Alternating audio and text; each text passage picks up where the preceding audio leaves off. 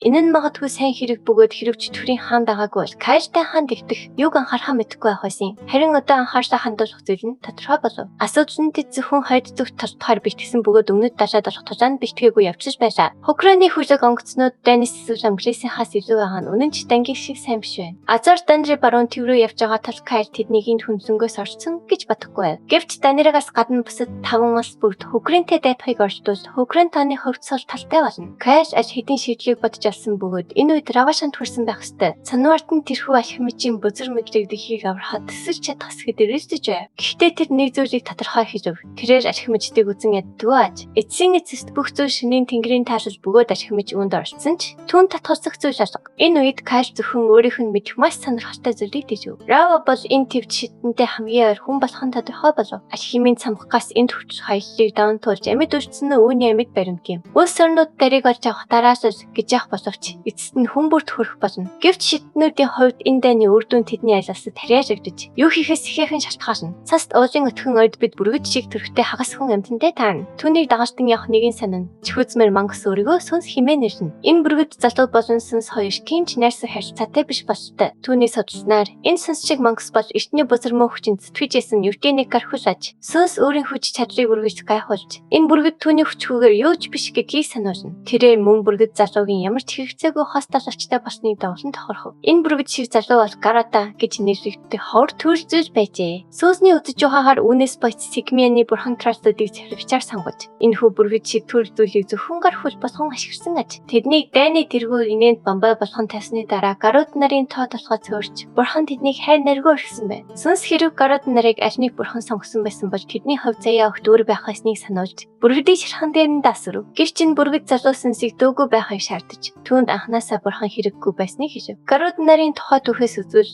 ас ирч цагт тэднийг эзэн хааны төрөлзөөж гэж нэршдэг байсан бөгөөд тэнгэртүүс нь нисэж чаддаг байжээ. Эртний бузар мөгийн үед ч гарууд нар нэр төрхтэй төрөлзөөж байж болох бүхий ч хүчээрээ тасалсан байна. Гэвч талан ашиггүй болоход бүрхт зогтож үүний дараа ямар нэг шалтгаанаар гарууд нар тэн нисэж чадаад байжээ. Энэ нэрийн нэршний түүх байдаг бөгөөд түүний бодит амьдарч босон домог ярианы ажиашнд нэтгэжтэй байгаа зүйл бол бүрхтэд итгэж болохгүй гэдэг байв. Түүнд бурханч тэрний тасламж хэрэггүй бөгөөд өөрийн хүч чадлаар тэнгэрт нисэх болно. Ямар тач тэр ингэж бодож байлаа. Ойгоос гаруул гол руу хүрэх бөгөөд тэр барайч хичээд байна. Өдөлгүй тэрээр хүлцэн голыг олж харав. Хаантхан хүлэг баатрууд энэ голыг каталж түүнийг үргэлжлүүлэн хөөх боломжтой. Тус бүргэд араас нь хинч таахгүй тул голыг хайлуулах шийджээ. Хэдийгээр сүнс түүнийг энэ зүйл хийх хангалттай хүч чадалгүй гэж бодож байсан ч тэр юм. Гинт түүний замыг том саяатай нөхдүүд хаав. Мэдээч тэд бол Трастод байлаа. Тэд түүний ялцарсан зүүн гарыг шууд олж харсан бөгөөд энэ нь түүнийг Мастерийн мөн гэдгийг их тодорхой баримт байв. Гэвч Мастерийг тэднийг энд хараад гайхав. Учир нь түүний хөөж буй хүмүүс араас нь нэрх ёстой байсан. Түүний авч яваа мэдлэгээс болж хүн бүр түүний араас хөөцөлдөж байгаа бололтой. Тиймээс Мастерийг юу ч мэдэхгүй дүрс гэж сандарсан мэдчихвэн Мастерийг гэж хэн болохыг ч мэдэхгүй байгаа мэт авирлав. Тэрээр өөрийгөө Гаруда овгийн тэсгэнд төссөн харан гэж танилцуулав. Мөн тэрээр зүүн гар нь ялцарсандаа бос бага байхтаа гарч төрөвцнээс олж ийм харагдаж байгаа гэж зүтгв. Гэвч Трастод тэнд ямар ч төрөлтийн сарвь байхгүй тодорхой харж байлаа. Бүргэд залуу Трастод болон Гаруда нар өөр харагддаг шиг төрөлтийн сарвь болон ялцарсан мах өөр харагддаг хэмээн маргав. Дараа нь тэр тэдний анхаарлыг сануулахын тулд Мастерийг Гаруудыг хайж байгаа эсхийг асууж "Тэд тийм" гэж хариулав. Тэд түншив дорт нэгэнж алхимын цамхгийн талаар мэдж байгаа гэдэгт итгэвчтэй байлаа. Бүргэд залуу тэнгэрийн уусын цад алхимын цамхгийн талаарх бүх нарийн ширээний мэддгээ хүлээн зөвшөөрөв. Тэнд алхимич гэж нэрлэгддэг зөвгчд амьдардаг газар юм. Тролл тэдний хүлэг баатрууд цамхгийг бүрэн бүсрээд байгаач зарим алхимичид алга болсон гэж хэлв. Одоо тэрээр хааны тушаалаар оргон зайсан алхимичдыг бузар мэдлэгээ түгээхээс сэргийлж мөрийг нь мөрдөж байгаа аж. Бүргэд залуу энд Гаруда олноор байдаггүй. Тул тэрхүү Гаруда алхимичийг олох боломжтой гэж тэдэнд итгүүлв. Тэрээр мөн ойр хаваас ямар нэгэн Гаруда алхимичийг олж харуул тэдэнд мэдхий амлав. Гэвч саяатнууд түүнийг алхимич биш гэдгийг батлах хүртэл явахгүй. Тул ойртож ирэхийг шаардав. Өөр сонголтгүй болсон залуу нэг ч хэд бэлэн гэдгээ илэрхийлж гараа өрхөн бууж өгөв. Дараа нь тэд түүнээс цөнхөө өгөхийг шаардсан бөгөөд энэ нэрвшгийн цэв болов. Түүний хэн болох нь ямар тач ичрэг төхөөсөн тул Мастерийг уурж эхлэв. Саяатнууд түүний дайсагналыг мэдрэмжцээ хариу үйлдэл үзүүлв. Мастерийг шидэд ус мулуудын нэгийг нь авч нэгнийх нь дөдлөө шидснээр түүний бүх нүүрэн лашиг хайлж шатав. Ярьцарсан гартай залуу энд байна гэсэн мэдээ хортон тархаж өдөлгүй түүнийг дагаж ясан мөр төчөд гүйцэж ирв. Мастер жиртөө нэг хүрхийн хүчил нэг утааны халхалж хоёр хийн тесрэх бөмбөглүүлсэн байв. Хэрв тэр үүнийг удаа ашиглаж хол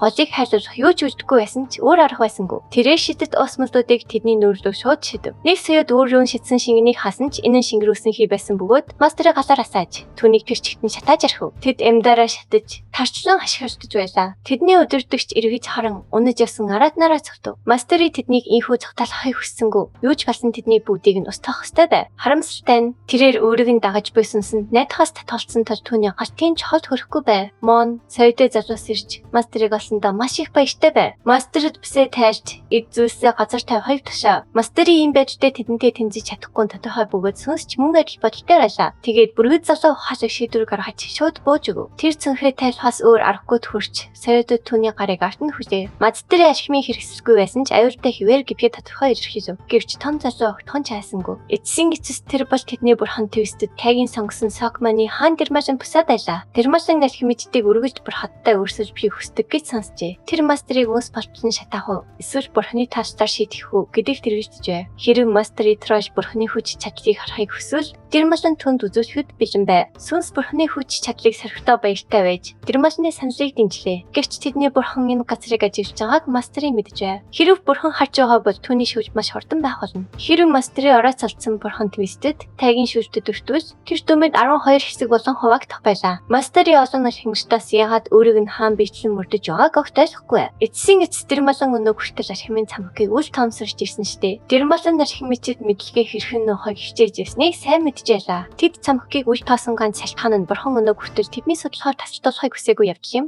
Тэрээр энэхүү мэдлэгийг бүрэн боловсруулахыг хүлээж ажээ. Алхимичид шашингүй үзүүлсэн байж болох ч үнэхээр гайхалтай зүйлсийг бүтээдэг нь үнэн билээ. Яриагаа тавчиж бол мастер хариуд нь өөрийг нь сурвал хаанд дээр хэрхэн хийг зааж өгөхөд бэлэн байв. Гэвч хаан түүнээс зөвхөн дээр хүсээгүй бололтой. Мастерийн мэдээгүй байж болох ч цамхаг дотор Дэрмашинтай холбоо барьжсэн нэг нь алхимич байжээ. Тиймээс Дэрмашин дээр хийх аргыг хэрийг мэдж байсан юм. Энэ үед мастерийн эдгээр залуус түүнээс яг юу хүсэж байгааг огт ойлгосонгүй. Эцэст нь хаан бүгдийг тайлбарлав. Түүний бурхан шидийг хүсэж байлаа. Зөрөгтэй бүргэд энэ хитрхий томорсон юмтанд ухаан оруулахыг хичээв. Тэд зүгээр хүссэн учраас шидийг олж авч чадахгүй штэ. Тэр нөө шидэж авахтаа биш. Мөн мастерийн хин байх нь хамаагүй. Зөвхөн хүч хэрэгтэй гэж зүтгв. Түүний мэдээлэгчийн хэлснээр шид бол бурхан шид энэ ертөнцийн дэг журмыг өөрчилж чадахгүй ч хэжээ. Мастерийн үнийг ертөөл домог түүхийн гүнд болгоцсон нэгшний яриг гэж мархав. Гэвч тэр том нош зөрүүд хിവэр байлаа. Яг тэр үед бүргэд эдгээр залуус шидийг биш харин шидтэн хүсэж байгааг эцэст нь олж мэдэв. Тэдний тушаалыг даах шидтэй хэрэгтэй байжээ.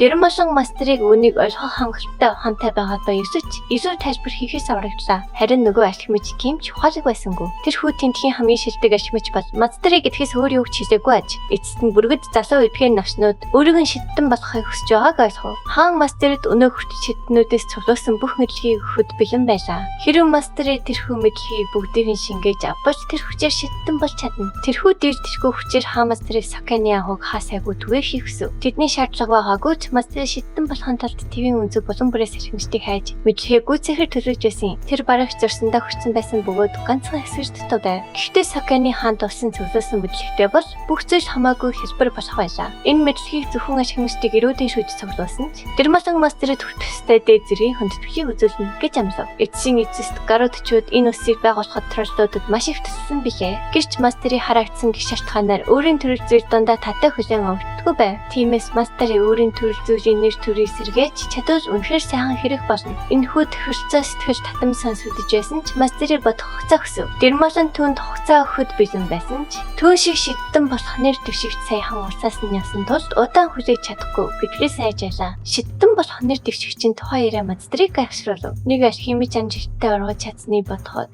тэр хэн болохыг нь мэдхийг төлөөс хүсэж байв. Тэр мэдэхгүй байж болох ч бид мэднэ. Энэ бол Рава байлаа. Дараа нь мастерын шарангийн өрөөндөө бүсэлтийг давж чадсан аттай алхимич хэн байж болохыг тунгаан бодож байв. Түүнийг дагах сүнс түнд шидтэн болж толгойд нь нэрэж хэцүү асуултуудаас өсвөл зүгт харгалахыг санал болгов. Цонхон нэрээд нарийн байсан ч сүнс тэр төмөр хаашхайг амархан хайж чадна гэдэгтээ итгэжтэй байлаа. Бурхад хүссэн зүйлсийг харж чаддаг тул мастерын үнийг дэмий хоосон зүйл гэж үзв. Сүнс түүнээс ямар нэг зүйл хийхийг шаардсаар байлаа. Энэ үнэхээр уйлдвартай байв. Бүргэд зүгээр толгоогоо гудайж хон дахин бодож эхлэв. Тэр яагаад эргэж байгаагаа огт ойлгохгүй байлаа. Тэр шидтэн болохын тулд юу ч хийж чадна гэж бодож байсан юм. Хэрэг тэр шидтэн болбол бурхны боос байсан ч гэсэн түүний мөрөөдөл биелэх байв. Түүнийг тунгаан бодож явах үед хэн нэгэн шарангийн цанхны сарааж руу сэмхэн төхөж ирэв. Энэ бол мастертай баг зэрэг хууж тавцархтай Grasshopper байлаа. Тэр шарангийн өрөөнд юу ч биш юм шиг нэвтрэн оров. Мастерын хортон хамгаалалтын байрлал авсан ч Grasshopper өөрийгөө бурхны элч тул санаа зовх зүйлгүй гэж тайвшруулв. Түүний нэрийг түүнийг Хонго гэдэг бөгөөд найзсгай эмэгтэйчүүдийн нэг аж. Үүнийг сонсоод бүргэд түүнийг Украиныг гөрүүлэх хүмүүсийн шүтдэг бурхны тухай ярьж байгааг ойлгов. Тэгээд найзсгай бурхан түүнтэй ямар ажилтай байгааг хортон асуулаа. Grasshopper өөрийгөө бүх зүйлийг ажигладаг бөгөөд өнөө хүртэл басан бүхнийг мэддэг гэж мэдэгдэв. Master-ийн Twisted тай бурхан дэрмасныг ашиглан түүнтэй холбогдсон байхад найзсгай бурхан өөрийн нутаг биш хатсаа хамгаалж чийгсэн гайхажээ. Grasshopper бүрдээд хандан Twisted тай одоогоор харж чадахгүй байгаа гэж итгүүлв. Түүний найзсгай бурхан түүнд баталж өгсөн бөгөөд тэр хот хийхгүй тул тэр ичтэй байлаа. Үргэлж зүүзэн Master-ийн түүнээс яагаад энд байгааг нь асуув. Grasshopper зөмөш үзүүлэг хүрхээр ирсэн бөгөөд Master-ийн өөрөө сакманы шидтэн болно гэж хэлв. Мэдээж хэрэг Master-ийн тодорхой шалтгааны улмаас гайхшигсан төрхтэй байлаа. Хэрэг тэр одоо цогтхыг оролдвол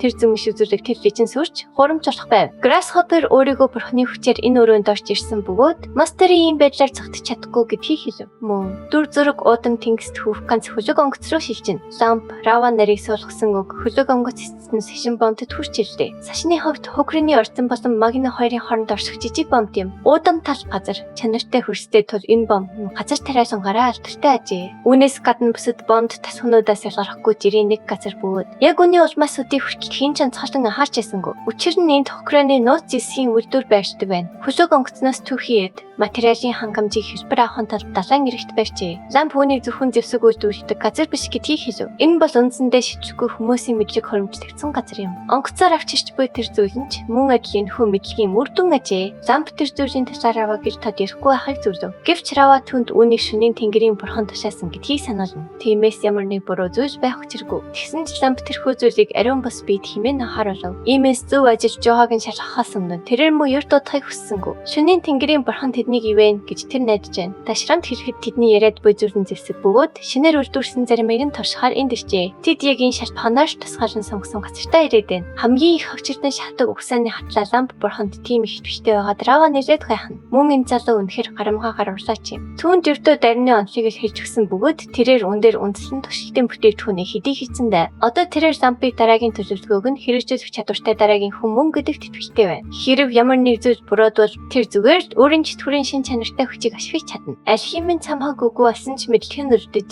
энэ дэлхийг бүхэлдэн өөрчлөх болно. Тэр цэнхэр тэнгэр өөд ширтэнгээ ямар нэг зүйл асуухыг хүсэн шөнийн тэнгэрийн бурхныг дуудана. Тэрээр энэ дэлхийг хаашаа чиглэж байгаа болон бурхан үнэндээ юу төлөвлөж байгааг мэдхийг хүсэж байна. Дараагийн өдөр ирлээ. Хүйс хөдөлгөөн хүлгэсэн цахад бассан ууж. Цагийг зугаатай өнгөрөөж байна. Тэр хэдийн дэндүү их уусан тал тасархаасаа өмнө одоо зогсох талаар бодож эхлэв. Түнд ахих барьж буй залуус хугацааг тунчиг зугаатай өнгөрүүлнэ. Хүн тайж тэдний эгэл тасхан цочилж байгаад тэд маш их баяртай байна. Тэд өөрсдийнх нь цашлан тоо зан гэрхэмдээд Кайр ханд дуулахыг түүнээс хичээнгүйлэн хүснэ. Энэ жижиг газрын захирагчийн хувьд тэрээр хаанд үнэлэгдэхийг маш их хүсэж байв. Цааш үргэлжлүүлэн бассан тэр хүнээс атас эдэний талаар асууж лавлна. Энэ захирагч тэр жарахааг үнэхээр зохицуулж чадах эсхийг тэр мэдхийг хүсжээ. Захирагч басанд хангалттай уугаагүй юм шиг нэмж архиан явланга. Тэр жаахан амтнд санаа зовох хэрэггүй хэмээн ташруулна. Бассангийн залууг өөрөвт ажилдаа чин специалистээ хандахгүй байгааг тодорхой анзаарч энэ хариуцлагагүй төшмөлийг шийдэхийг маш их хүсв. Гэвч хааны ахын хувьд тэрээр юу ч хийсэн эрх мэдлээ ургуулсан ашигласан хэрэгт буруу тогтох байлаа. Гинт нэгэн залуугүй жирэн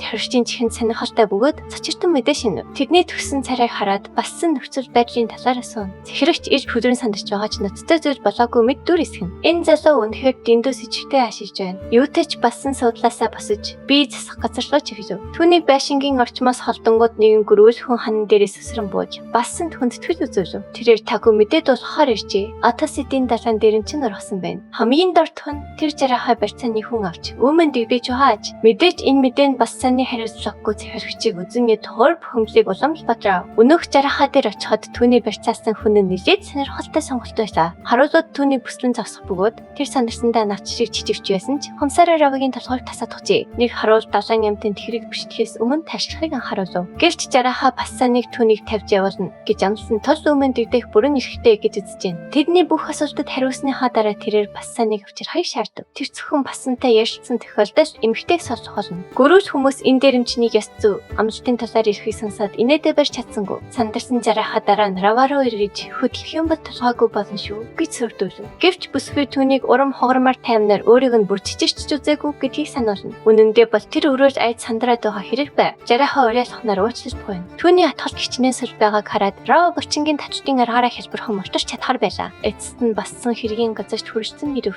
Энэ үед бид өнөөх жарахаа нэрийг Годн гэдгийг мэдэж авдаг. Бассан Годныг амнартаа сайн нийцсэн гэж шууд буруутгаж зөсөхгүй. Хууль зөрчсөн гэдгийг нь сануулхаж таарсангүй. Энэ удаад бассан биелүүг чадах амлалтаа өхийг хүсв. Хэрэг Годн барьцааны хүнийг ажуулах газар дээрээ амиа алдахолно. Харин бууж өгвөл түн дээрсэх боломж олгоно. Тэр хурдан шийдвэр гаргах хэрэгтэй. Жарахаа юу сонгох нь хинт жолхомжтой байлаа. Хүзээжсэн шин тэрээр өхнийг тавьж явуулав. Барьцааны хүн сэрчилт мөрц бүсэд гөрүүл хүмүүс түүнийг барьж шаар ухсхийв. Рао басныг маш сайн хилжил хийсэнд нэрэд гайхна. Учир нь тэрээр гөрүүл хүмүүсийг зөвхөн булчинзэг болохоос ухаангүй гэж боддог байв. Бассан өөрийгөө өггээд Рокийнхоо мэрхэн ханыг дахахаас өөрийгөө чийгээгүй гэж үзэж байна. Эхлээд хүн зоригтой өргөж яриа хэрцээгээр хөрхийг хичээх хэрэгтэй. Хэрэг тийг чадахгүй бас гараа бохирдуулахаас өөр аргагүй болдог. Эмэгтэй Бассаны нүдэнд их тийм их шийдэмгий байдлыг хараад гайхаж хацрав. Нэгэн цагт төгсөөс сомд сохон тайж исэн хүний хувьд түүний энэ хариулт тун тодорхой байлаа. Энэ үед Бассан энэ эмэгтэй ер нь хинбэ гэж гайхаад хацна. Яг тэр мөчид одоо хүн бас ирч таарав. Тэрхүү намхан нүхрийг хараад Бассан хэн болохыг танихад удаан хугацаа шаардлагасангүй. Рао Бассан Ламп хоёр бие биенээ аль хэдийн мэддэг эсхийг сонирхно. Энэ урт түүх төөж тэд гурвуулаа хэрхэн энд ирснээ 50 тайлбарлаж өгөв. Нөхцөл байдлыг дүүн үед тэдний төс бүр сашин дээр үрсэн нь хааны төдөлгөөний хэсэг байсныг Бассан ойлгов. Түүнчлэн тэд бүгд бараг зэрэг шахаа ирсэн нь ч тохиолдол биш байлаа. Дараа нь тэрээр лампас гартаа барьж буй зүүжийнхэн талаарсан. Энэ нь лампын хэрэг болж магадгүй хэмээн авчирсан зэвсэг байж таарав. Энэ үнэхээр зэвсэн байлаа. Дараагийн хэсэгт Украины нууц зэвсгийн үйлдвэрийг харуулна. Энэ бол дэлхийн ертөнцид мэдэгдээгүй нууц газар юм. Тэнд үүнтэй төстэй илүү олон зэвсэг байв. Эдгээр бууны амсанууд нөхөнд бөгөөд нэлээд том ажээ. Эдгээр зэвсэн хэрхэн ажилтгийг огт мэдгүй Бассан донд хонохыг жингэн хөнгөлөх зорилттой байх гэж бодов. Тэрээр хамаг хүчээрээ зэвсгийг шүрэн авч хэр зэрэг үр дүнтэйг нь үзэхээр газарт хүчтэй шидэв. Лампын гинэн гөрвөлж зэвсэн тэгж ажилтдаггүй гэдгийг хэлв. Тэр хэрхэн ажилтгийг харуулахаар бөөний хоолойг буцааж авав. Тэрээр улаан цагирагтай модон банц руу заав. Энэ бол бай юм. Дараа нь тэрээр удтай дар гаргаж ирэн. Энэ хар зүг юу хийдгийг тайлбарлаж өгөв. Тэрээр дарыг хоолоор уйлж саваагаар сайтарч хижээд дараа нь самыг татвар нь хийв. Их бөөгт цэнэглэж дуусны дараа голтыг насаах цаг болно. Голтыг асааж их бөөгт цэнэглэснээр тэрээр галлаж саман замдаа таарсан бүхнийг өстөв. Энэ нь Бассаны ухаан санаа төдийгүй хэрэнч дэлбэрэх шахна. Энэ бол шөнийн тэнгэрийн бурхны ангис сүйтгэх хүчтэй зүйл ажээ. Ийм зэвсгийг юунд ашиглаж болох вэ? Үнэн дээр энэ бол дайнд зөрүү төвцөн зүйл гэдгийг Рао хэлв. Тэр тэднийг яагаад энд зүгсний гол учрыг мэдж байгаа бололтой. Тэрээр Бассаныг дээрэмчтэй бага зэрэг маргааш цаныг дуулсан бөгөөд үүний улмаас тэрээр багийн хантайгаа анхны төлөвлөгөөнд байгаагүй цашин саадсан байна. Мөн тэд тодорхой нэг зүйлийг хачих ёстой байсан тул тэнд саадах шаардлагатай байсан бөгөөд тэрхүү зүйл нь их бөө байжээ. Бассан дөнгөж сая харсан гасрыг хүчиндээ гайхан бишгсээр байв. Сүйтгэх хүч нь гайхалтай боловч түүний анзаарсан нэг тодорхой дутагдаж байлаа. Дайр хийж, саваагаар чижээд, самаа цэнэглэж, хаш асаа хүйж явц довтлохыг ихлүүлэхэд хэтэрхий хугацаа шаардлагаж байна. Мөн их бөөний чиглэлийг өөрчлөхөд ч хэцүү ажээ. Эмх замбраагүй тулааны талбарт үгээр цөөн хідэн дайсны цэргийг устгах чадна гэдэгт тэр итгэвтэй байна. Гэвч хэрэг тэд таран байрлуул олон цэрэг устгах боломжгүй юм. Гэхдээ ердөө ганц биш. Олон их буутай болвол бүх зүйл оронгороо өөрчлөгдөж болно. Хэрэв морт цэргийг тогтоон барьж чадвал энэ нь өөрөө ч нэлээд тустай эд байна. Мөн байн тодорхой бүслэлтийн үед гайхалтай хүч чадал үзүүлдэг. Энэ нь их бөөг завинд атсны дараа хөдлөхөд хэцүү байдаг сул талыг нөхөхөд хангалттай. Хэрвээ өмнөх далайн дээр життэй хийсэн тулаанд их бөө байсан бол тэд аж хэдийн дуусах байлаа. Далайн тулаанд эдгээр их бөөний хүчийг бүрэн харуулж чадна. Энэ нь дайны дүр төрхийг гарцаагүй өөрчлөх болно. Үйл явц улам эрчимжиж, эрзэгтэй мөч орчиж байна. Дараагийн хэсэгт бүх зүйл эргэж хийн. Дараагийн хэсгийг бусдаас төрүүлж хамгийн ихэнд үзэхийг хүсэж иргэсэн дэх төрийн банкны данс руу 5,000 төгрөгийн хандив хийгээрэй. Тэгвэл дараагийн хэсгийг таны даруй гаргаж өгье. Таалагдсан бол лайк дарж, цавууг лумын заавал бүртгүүлээрэй.